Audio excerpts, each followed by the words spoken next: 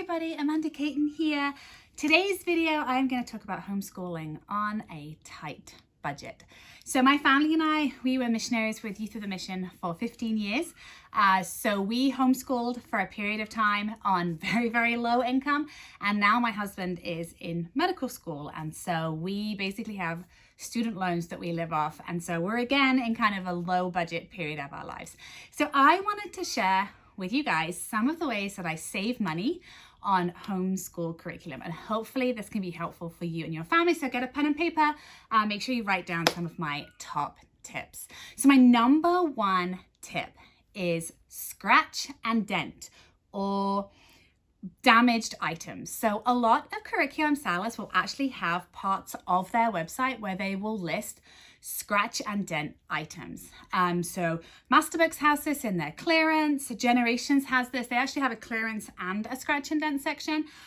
So you can be regularly checking those things. Mystery of History as well, a history curriculum that we use, also has the option when you're looking at items to see if they have any scratch and dent available. Now, I actually love scratch and dent for two reasons. First off, it's deeply discounted. I've been able to get books that should have been like $80 for between $10 and $20. The other reason I love scratch and dent is because I know I'm gonna dent it. I'm gonna end up dropping that book and I'm gonna be like, oh, I dented it, it was so expensive. But if it's pre-dented, I don't have to feel bad when I drop it or my kid drops it. And the pages are all intact, all the information is in there, it just might have a little bump on the corner.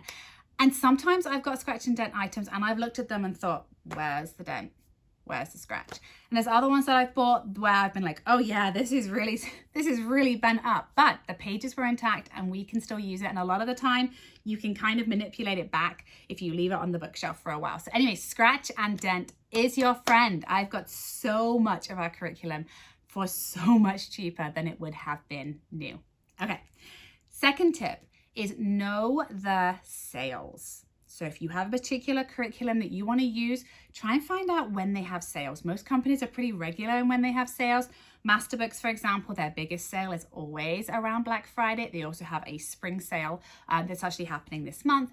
Generations does actually quite a few sales. Answers in Genesis does a Black Friday sale. So try and find out when those companies do the big sales. You can either ask the company or you can find a Facebook group. Every curriculum pretty much has a Facebook group where parents are asking for tips and asking questions. And so you can join those groups and ask, hey, when's the good sales? Let me know. And that's a good time to buy curriculum. Number three is secondhand, especially if you're looking at curriculum where the textbooks are a little bit more expensive. Check out Facebook Marketplace, check out buy and sell groups. There is probably one for your local area. So wherever you live, get on Facebook and put so-and-so location, homeschool curriculum swaps. A lot of the time you will find in these groups, a lot of people are selling their old curriculum for really great prices. They also have what I just mentioned, curriculum swaps. So here where I live, semi-regularly, maybe once or twice a year, some of the homeschool groups I'm part of will say we're going to meet at the park, bring your old curriculum, and you can basically, you bring yours and then you take anything that you find that you can use. And that's a great way to get a lot of amazing curriculum for your family. So definitely look out for that because free is best. Excuse me. Okay, number four, you can borrow curriculum. So if you know a family who's been using a curriculum and you're struggling, you can ask them, hey, can I borrow that? Maybe I could even rent it from you. Could I give you a little bit each month to use that curriculum? You can also share curriculum. So if you and another family, you both want to do the same curriculum, why not get together once a week and do that curriculum together? And maybe you only have to buy it once if you do that. Okay, number five. Now this is more for if you're wanting to invest in a more expensive curriculum, but you're worried, what if I spend all this money and it doesn't work out and I don't have any more money to buy anything else? Look at money back guarantees. With a lot of these curriculum, they have fantastic money back guarantees where you're able to use the product for a while. And even if you use it for quite a while, a lot of the time, if it's not working for you, you can mail it back and you can get a money back guarantee on it. Our family is going to be trying IEW next year, Institutes for Excellence in Writing. It's a little bit more of a pricey language arts curriculum, but they have a great money back guarantee. So I'm not so worried going into it because I know if it doesn't work out, I'll be able to get my money back. Number 6, Libraries. Libraries are your friend. They have so many great resources.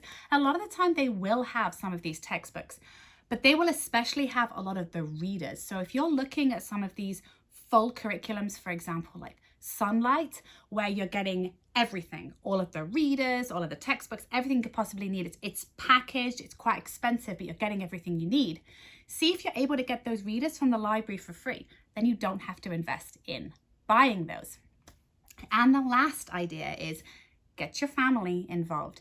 If you have a supportive family for your homeschooling, make sure you include some of what you need in wish lists for birthdays or Christmas, or just if you have a family that really is supportive of your homeschooling and you know they want to bless you, don't be ashamed to say, hey, would you mind helping me get this textbook? Or would you look around in your local thrift stores or your local Facebook marketplace to see if anybody is selling these things?